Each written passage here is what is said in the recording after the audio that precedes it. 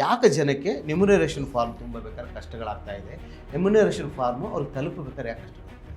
Enumeration ಫಾರ್ಮನ್ನು ತುಂಬುವುದು ಹೇಗೆ ಅಂತ ಅಧಿಕೃತವಾಗಿ ಸರಳವಾಗಿ ಜನಕ್ಕೆ ಎಲೆಕ್ಷನ್ ಕಮಿಷನಿಂದ ಅಧಿಕೃತವಾಗಿ ಹೇಳಬೇಕಾಗಿತ್ತಲ್ವ, ಒಂದು ವಿಡಿಯೋ ಮೂಲಕನೋ ಒಂದು ಪ್ರಾತ್ಯಕ್ಷಿಕೆ ಮೂಲಕನೋ. ಇಲ್ಲಿಯ ತನಕ ಎಲೆಕ್ಷನ್ ಕಮಿಷನ್ನು ಅಧಿಕೃತವಾಗಿ ಎನ್ಯುಮರೇಷನ್ ಫಾರ್ಮ್ನ ತುಂಬುವುದು ಹೇಗೆ ಅಂತೇಳಿ ಎಲೆಕ್ಷನ್ ಕಮಿಷನ್ನು ಬೇಕು ಅಂತಲೇ ಈಗ ಮಾಡ್ತಾ ಇದೆಯಾ ಅನ್ನೋ ಎಲೆಕ್ಷನ್ ಕಮಿಷನ್ನೇ ಮೇಜರ್ ಕಲ್ಪ್ರಿಟ್ ಅಂತ ಬಂತಲ್ವ. ಎನ್ಯುಮರೇಷನ್ ಫಾರ್ಮ್ ಇದು ಮಾಡಿಲ್ಲ, ಒನ್ ವೋಟ್ ಒನ್ ವ್ಯಾಲ್ಯೂ ಅಂತ ಇದೆಯಲ್ಲ, ಆ ಇದಕ್ಕೆ ತಿಲಾಂಜಲಿ ಇತ್ತು ಎಲೆಕ್ಷನ್ ಕಮಿಷನ್ ಕರ್ನಾಟಕದಲ್ಲಿ. SIRನಲ್ಲಿ ಒಬ್ಬ ರಿಟೈರ್ಡ್ ಜಡ್ಜ್ ಆಗಿದ್ದರೆ ವ್ಯಾಲ್ಯೂ ಬೇರೆ ಈ ವೋಟ್ಗೆ, ಅಥವಾ ಒಬ್ಬ ಫೇಮಸ್ ಕ್ರಿಕೆಟರ್ ಆಗಿದ್ದರೆ ವ್ಯಾಲ್ಯೂ ಜಾಸ್ತಿ, ಸಾಮಾನ್ಯ ಮತದಾನ ವ್ಯಾಲ್ಯೂ ಕಡಿಮೆ. ಜನ ಎಲ್ಲ ಎಲೆಕ್ಷನ್ ಕಮಿಷನ್ ತಪ್ಪಿಕೊಳ್ತಾರೆ. ಅದಕ್ಕೆ ತನ್ನ ತಪ್ಪು ಕಾಣಿಸ್ದೇ ಇರಲಿ ಅಂತ ಹೇಳ್ಬಿಟ್ಟು ಈ ರೀತಿ ಮೂಲಭೂತ ಆಶಯಕ್ಕೆ ತಿಲಾಂಜಲಿ ಇಡುವಂಥ ಕೆಲಸ ಎಲೆಕ್ಷನ್ ಕಮಿಷನ್.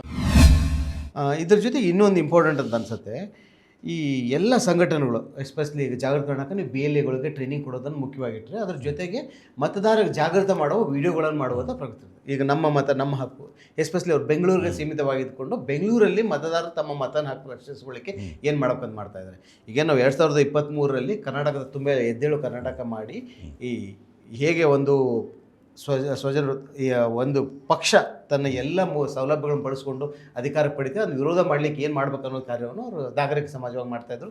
ಈಗ ಅದೇ ರೀತಿ ಮತ ಕಾವಲು ಸಮಿತಿ ಮಾಡಿಕೊಂಡು ಪ್ರತಿ ಬೂತಲ್ಲೂ ಕಾರ್ಯನಿರ್ವಹಿಸ್ತಾ ಇದ್ದಾರೆ. ಇಷ್ಟೆಲ್ಲ ಇದ್ದ ಮೇಲೂ ಸಹಿತ ಯಾಕೆ ಜನಕ್ಕೆ ನ್ಯೂಮರೇಷನ್ ಫಾರ್ಮ್ ತುಂಬಬೇಕಾದ್ರೆ ಕಷ್ಟಗಳಾಗ್ತಾ ಇದೆ? ನ್ಯೂಮರೇಷನ್ ಫಾರ್ಮು ಅವ್ರಿಗೆ ತಲುಪಬೇಕಾದ್ರೆ ಯಾಕೆ ಕಷ್ಟಗಳಾಗ್ತಾ ಇದೆ?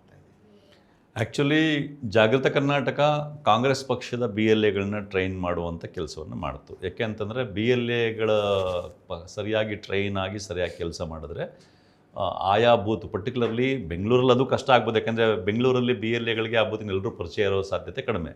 ಬಟ್ ನೀವು ತಾಲೂಕು ಹೆಡ್ ಕ್ವಾರ್ಟ್ರು, ಹೋಬಳಿ ಹೆಡ್ ಕ್ವಾರ್ಟ್ರು, ಹಳ್ಳಿಗಳಿಗೆ ಹೋದರೆ ಆಲ್ಮೋಸ್ಟ್ ಪರಿಚಯ ಇರ್ತಾರೆ. ಹಾಗಿರೋದ್ರಿಂದ BLAಗಳು ಸರಿಯಾಗಿ ಟ್ರೈನ್ ಆದರೆ, ಸರಿಯಾಗಿ ಕೆಲಸ ಮಾಡಿದ್ರೆ ಅದು ಸಾಧ್ಯ ಆಗುತ್ತೆ, ಮತ ಉಳಿಸೋಕ್ಕೆ ಸಹಾಯ ಆಗುತ್ತೆ ಅಂತ.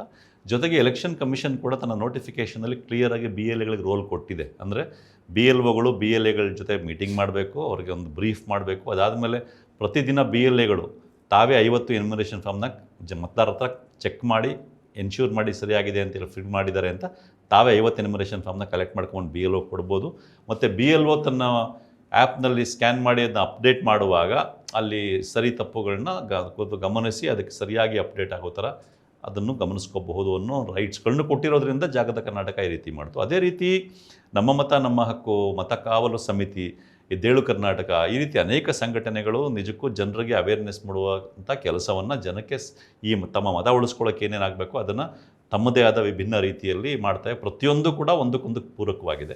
ಮತ್ತು ಪ್ರತಿಯೊಂದು ಅತ್ಯಂತ ಮಹತ್ವದ ಕೆಲಸ ಮಾಡ್ತಾ ಇರ್ತಕ್ಕಂಥದ್ದು. ಈ ಸಾಮಾಜಿಕ ಹೋರಾಟಗಳಲ್ಲೇ ಇದು ಮಹತ್ವದ ಕೆಲಸ ಅಂತ ಹೇಳಬೇಕು. ಯಾಕೆಂದರೆ ಪ್ರಜಾಪ್ರಭುತ್ವದ ಮೂಲಭೂತ ಇದು ಮತ ಹಾಕುವ ಹಕ್ಕು.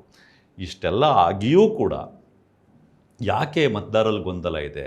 ಮೊದಲನೇದಾಗಿ ನಮ್ಮಲ್ಲಿ ಇವತ್ತು 50% ಹೆಚ್ಚಿನ ಜನ ಹಳ್ಳಿಗಳಲ್ಲಿದ್ದಾರೆ. ಅವ್ರಿಗಿದ್ರದ್ದು ಅರಿವು ಅಷ್ಟು ಈಸಿಯಾಗಿರಲ್ಲ, ನಂಬರ್ 1. ನಂಬರ್ 2, ಇದಕ್ಕೂ ಮೂಲ ಕಾರಣ ಏನು ಅಂತಂದರೆ, ಮತದಾರರಿಗೆ ಇವತ್ತಿಗೂ ಗೊಂದಲ ಇರೋದಕ್ಕೆ ಮೂಲ ಕಾರಣ ಎಲೆಕ್ಷನ್ ಕಮಿಷನ್. ಈಗ ನೋಡಿ, ಬಿಹಾರಲ್ಲಿ ಫಸ್ಟ್ SIR ಮಾಡಿದ್ದು 1 ವರ್ಷ ಆಯಿತು. ಇಲ್ಲಿಯ ತನಕ 13 ರಾಜ್ಯ ಮತ್ತು ಕೇಂದ್ರಾಡಳಿತ ಪ್ರದೇಶಗಳಲ್ಲಿ SIR ಮಾಡಿದ್ದಾರೆ, ಹೌದಾ? ಈಗ ಇನ್ನು 16ರಲ್ಲಿ ಶುರು ಮಾಡಿದ್ದಾರೆ, ಕರ್ನಾಟಕದಲ್ಲಿ ಶುರು ಮಾಡಿದ್ದಾರೆ. ಇಲ್ಲಿಯ ತನಕ ಇಡೀ ಪ್ರೋಸೆಸ್ನಲ್ಲಿ ಬೇಸಿಕ್ ಥಿಂಗ್ ಏನು? ಪ್ರತಿಯೊಬ್ಬ ಮತದಾರನ ಯಾರ್ಯಾರ ಹೆಸರು ಮತದಾನ ಪಟ್ಟಿಲಿ ಇದೆಯೋ ಲೇಟೆಸ್ಟಲ್ಲಿ ಅವ್ರಿಗೆ ಎನ್ಯುಮರೇಷನ್ ಫಾರ್ಮ್ ಬರುತ್ತೆ. ಎನ್ಯುಮರೇಷನ್ ಫಾರ್ಮ್ ತುಂಬ ಕೊಡಲಿಲ್ಲ ಅಂತಂದರೆ ಅವ್ರ ಹೆಸರು ವೋಟರ್ ಲಿಸ್ಟಿಗೆ ಬರೋಲ್ಲ. ನೀವು ಎಷ್ಟೇ ವರ್ಷ ವೋಟ್ ಹಾಕಿರಿ ಅವ್ರ ವೋಟರ್ ಲಿಸ್ಟಿಗೆ ಬರೋಲ್ಲ, ಎನ್ಯುಮರೇಷನ್ ಫಾರ್ಮ್ ತುಂಬ ಕೊಡಲಿಲ್ಲ ಅಂತಂದರೆ. ಹೀಗಿದ್ದಾಗ ಎಲೆಕ್ಷನ್ ಕಮಿಷನ್ ಮಾಡಬೇಕಾಗಿದ್ದ ಅತ್ಯಂತ ಮೂಲಭೂತವಾದ ಕೆಲಸ ಏನು?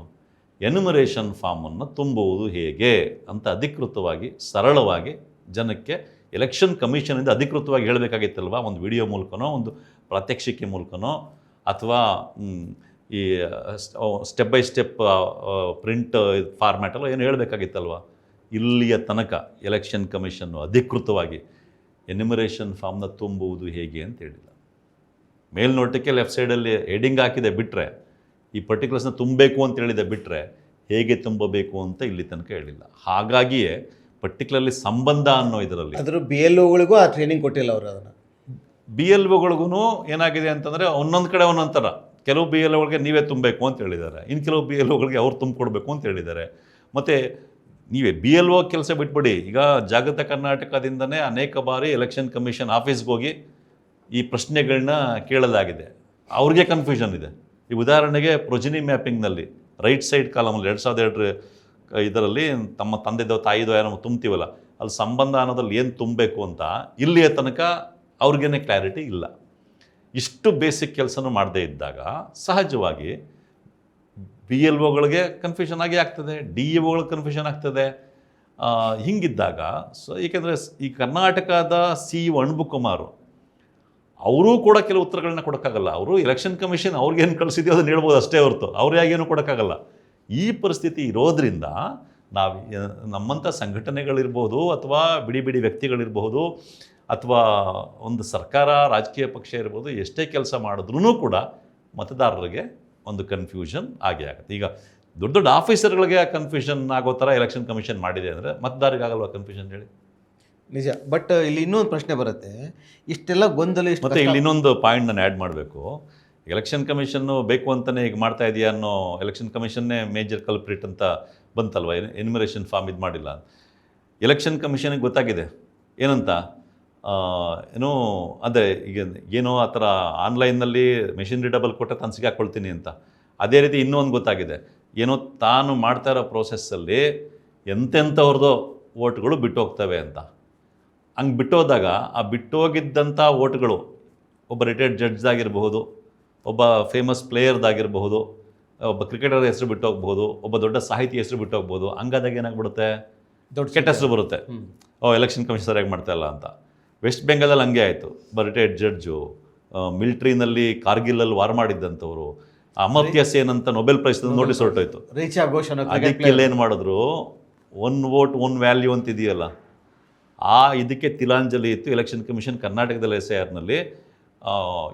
ನೋಡಿ, ನಿಮಗೆ ನೀವು ಒಬ್ಬ ವೋಟರು, ನೀವು ಒಬ್ಬ ವೆಲ್ ನೋನ್ ಜರ್ನಲಿಸ್ಟು, ನೀವು ಎನ್ಯುಮರೇಷನ್ ಫಾರ್ಮ್ ತುಂಬಿಲ್ಲ ಅಂತಂದರೆ, ಅಥವಾ ನಾನು ಎನ್ಯುಮರೇಷನ್ ಫಾರ್ಮ್ ತುಂಬಿಕೊಡಲಿಲ್ಲ ಅಂತಂದರೆ ನನ್ನ ಹೆಸರು ಬರೋಲ್ಲ ವೋಟರ್ ಲಿಸ್ಟಲ್ಲಿ.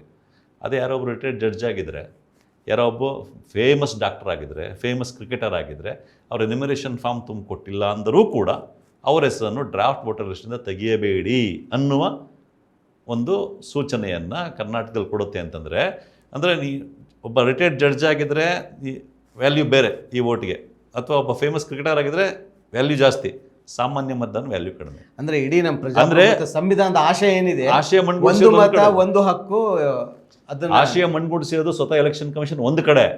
ಇನ್ನೊಂದು ಕಡೆ ಏನು ಅಂದರೆ ಎಲೆಕ್ಷನ್ ಕಮಿಷನ್ಗೆ ಗೊತ್ತು ತಾನು SIR ಮಾಡ್ತಾ ರೀತಿಯಲ್ಲಿ ಒಬ್ಬ ಫೇಮಸ್ ಕ್ರಿಕೆಟರ್ ಹೆಸರು ಬಿಟ್ಟೋಗ್ಬಿಡ್ಬೋದು, ಸಾಮಾನ್ಯ ಮತದಾರ ಬಿಟ್ಬಿಡಿ, ಇಂಥ ಫೇಮಸ್ ಆಗಿರೋ ಹೆಸರು ಬಿಟ್ಟೋಗ್ಬಿಡ್ಬೋದು ಅಂತ ಗೊತ್ತಿದೆ. ಅಂದರೆ ಅಷ್ಟು ಫ್ಲಾ ಇದೆ ಈ ಸಿಸ್ಟಮಲ್ಲಿ, ಪ್ರೊಸೆಸ್ಸಲ್ಲಿ, ಅಥವಾ ಬೈ ಡಿಸೈನ್ ಡಿಲೈಟ್ ಮಾಡೋಕ್ಕೆ ಆಗಿರೋದು. ಯಾವಾಗ ಒಬ್ಬ ಫೇಮಸ್ ಕ್ರಿಕೆಟರ್ದೋ ಇನ್ಯಾರ್ದೋ ಬಿಟ್ಟೋಗ್ಬಿಟ್ಟಾಗ ಏನಾಗ್ಬಿಡ್ತದೆ, ಜನ ಎಲ್ಲ ಎಲೆಕ್ಷನ್ ಕಮಿಷನ್ದೇ ತಪ್ಪು ಹೇಳ್ತಿರ್ತಾರೆ. ಅದಕ್ಕೆ ತನ್ನ ತಪ್ಪು ಕಾಣಿಸ್ದೇ ಇರಲಿ ಅಂತ ಹೇಳ್ಬಿಟ್ಟು ಈ ರೀತಿ ಮೂಲಭೂತ ಆಶಯಕ್ಕೆ ತಿಲಾಂಜಲಿ ಇಡುವಂಥ ಕೆಲಸವನ್ನು ಎಲೆಕ್ಷನ್ ಕಮಿಷನ್. ಮತ್ತಷ್ಟು ವಿಶೇಷ ವಿಡಿಯೋಗಳನ್ನು ನೋಡಲು ಮತ್ತು ಹೊಸ ವಿಡಿಯೋಗಳ ಬಗ್ಗೆ ತಿಳಿಯಲು EDina.com ಯೂಟ್ಯೂಬ್ ಚಾನೆಲ್ ಸಬ್ಸ್ಕ್ರೈಬ್ ಮಾಡಿ ಮತ್ತು ಬೆಲ್ ಐಕಾನ್ ಕ್ಲಿಕ್ ಮಾಡಿ.